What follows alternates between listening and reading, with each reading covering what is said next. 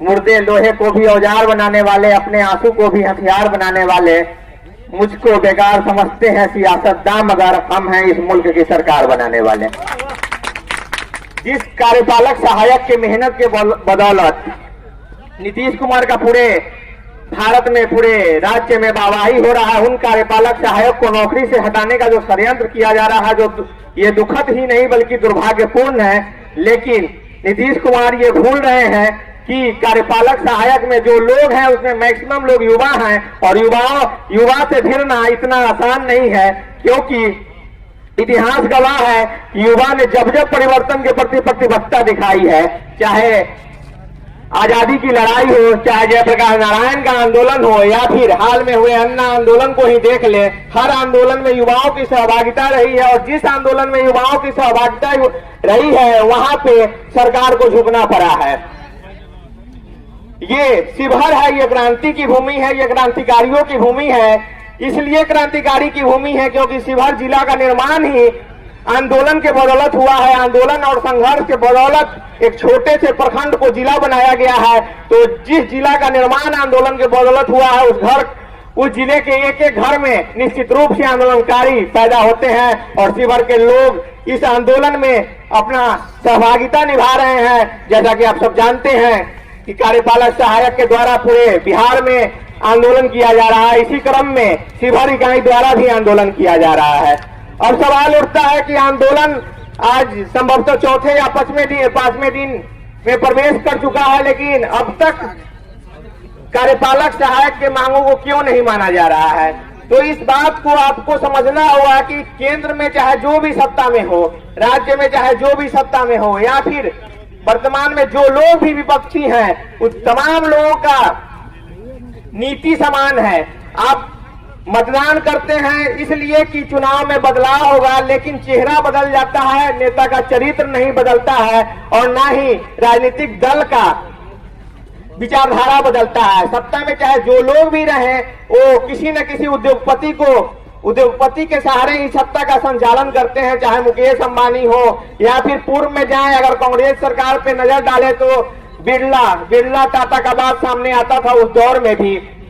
अभी मुकेश अंबानी का बात सामने आ रहा है, और जहां तक बिहार की बात है तो हर राजनेता, हर राजनीतिक दल अपने औकात के अनुसार उद्योगपति को चुन ले रहा है। तो नीतीश कुमार का इतना ही औकात है कि वो ब्लैकटॉन को पकड़े हैं और उससे पैसा लेकर आप तमाम लोगों के भविष्य को दांव पर लगा रहे हैं।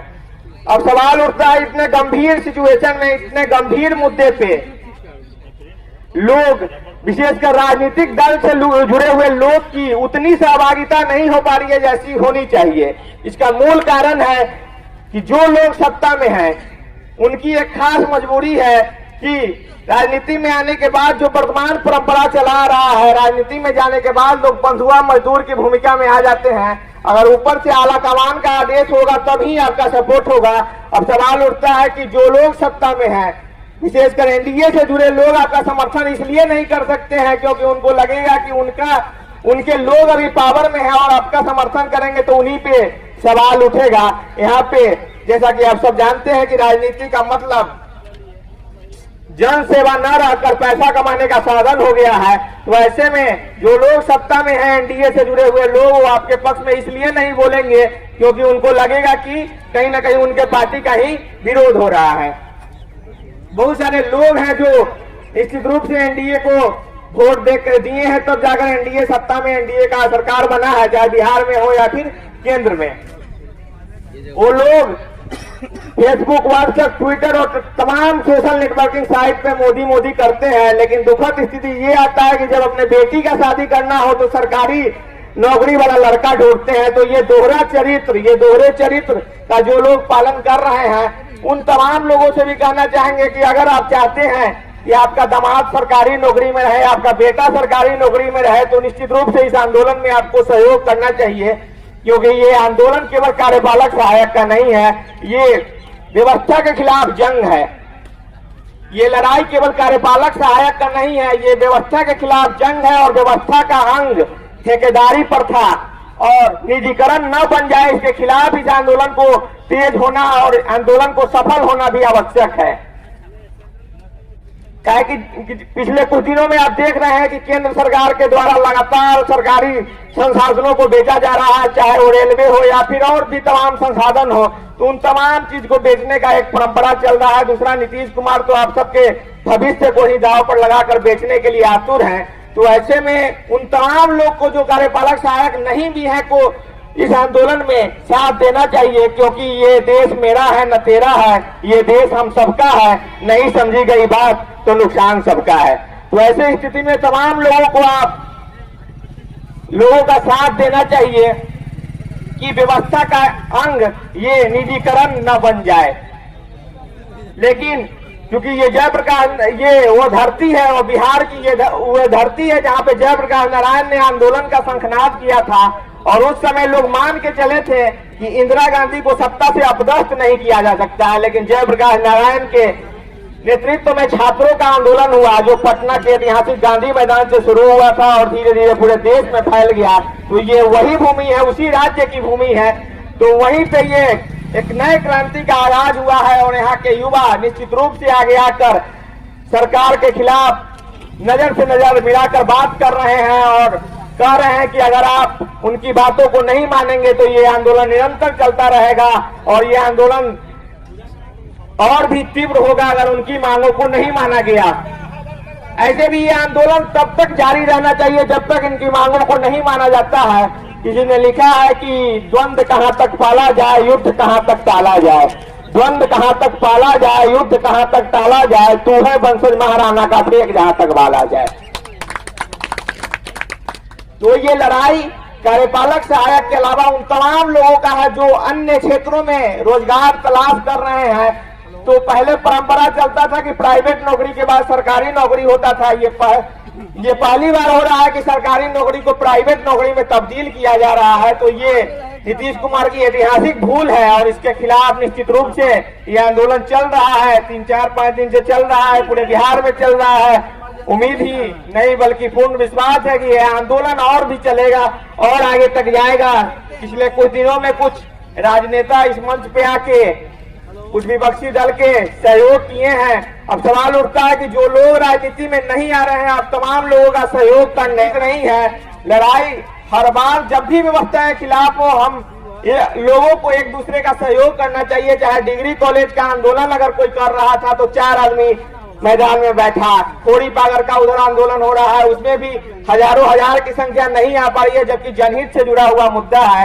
रेलवे के लिए, ब्लड बैंक के लिए और तमाम तरह का जो आंदोलन हो रहा है, उसमें हर लोगों को कंधे से कंधे मिलाकर, कंधा से कंधा मिलाकर साथ रहना होगा। क्योंकि जब भी व्यवस्था के खिलाफ कोई लोग भी बैठे, चाहे वो अदौरी खोड़ी बागर का आंदोलन हो, रेलवे का आंदोलन हो, या फिर आप तमाम लोग जो कर रहे हैं कार्यपालक सहायक का आंदोलन हो, हर तमाम ये आंदोलन जो व्यवस्था के खिलाफ हो या फिर करप्शन के खिलाफ हो, उन तमाम में हर एक आदमी को दृढ़ निश्चय करना होगा कि जब भी हमारा कोई भाई आंदोलन करे तो एक दूसरे का साथ देना होगा। क्योंकि अच्छे लोगों की संख्या निश्चित रूप से शिवहर में कम है, तो मुट्ठी भर लोग हैं जो परिवर्तन चाहते हैं। तो ऐसे तमाम लोगों का जो परिवर्तन चाहते हैं को ऐसे लोगों को यहाँ आने की आवश्यकता है, और उन तमाम गार्जियन को जो चाहते हैं कि उनका लड़का सरकारी नौकरी करे, उन तमाम गार्जियन जो चाहते हैं उनका दामाद जो है सरकारी नौकरी वाला मिले, उन तमाम लोगों का ये लड़ाई है।